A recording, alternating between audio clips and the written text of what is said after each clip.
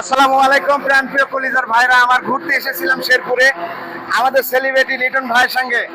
লিটন হোসেন মান্না এত সুন্দর ভিডিও তৈরি করেছে দেখার মতো। লিটন হোসেন মান্না ভাইয়ের মুখে আমরা কিছু কথা শুনবো, হোসেন ভাইয়ের মুখেও কিছু কথা শুনবো। ঠিক আছে? আসসালামু আলাইকুম প্রিয় টিকটকবাসী, আমি আপনাদেরকে অনেক ভালোবাসি। ভালোবাসার টানে নতুন নতুন ভয়েস নিয়ে চলে আসি। আজকে এসেছি আমি টিকটক এবং কি টিকটক অ্যাপসকে ভালোবেসে মান্নার ভয়েসে সবসময় টিকটকে অ্যাক্টিভ থাকি। এজন্যই টিকটক অ্যাপসকে আমি অনেক ভালোবাসি। আর এই ভালোবাসার ক্ষেত্রে আমার যারা ফ্রেন্ড ফলোয়ার আছেন তাদেরকে দৃষ্টি আকর্ষণ করে বলছি, আমি এতদিন বলে এসেছি আমি নিজেই মান্নার ভয়েসে কথা বলতে পারি।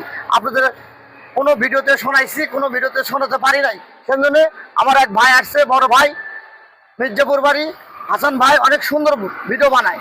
সে আমাকে রিকোয়েস্ট করেছে, এই রিকোয়েস্টটা আপনাদের মাঝে মান্নার ডায়লগ শোনাবো। যদি ভালো লাগে আগামী পর্বে আবার নতুন নতুন ডায়লগ নিয়ে হাজির হবো এই হাসান ভাইয়ের আইডিতে। আপনারা চোখ রাখেন, ডায়লগটা শোনেন।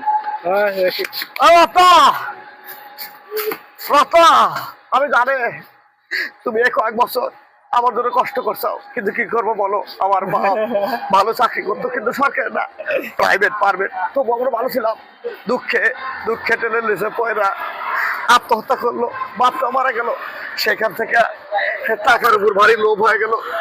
শুধু দেখছেন আমি টাকার পিছনে ধরেছি, কোনোদিন আমারে বুঝতে চায়। আমার অনেক কষ্ট, আমার অনেক কষ্ট হাসান ভাই, অনেক কষ্ট ভাই। ডায়লগটা কেমন হলো? আমি অসুস্থ মানুষ, একটু গলা ভাঙা আছে, তারপরেও ভাইটা রিকোয়েস্ট করছে, রিকোয়েস্টটা রাখলাম। ধন্যবাদ প্রিয় কলিজার ভাইরা আমার। আল্লাহ হাফেজ।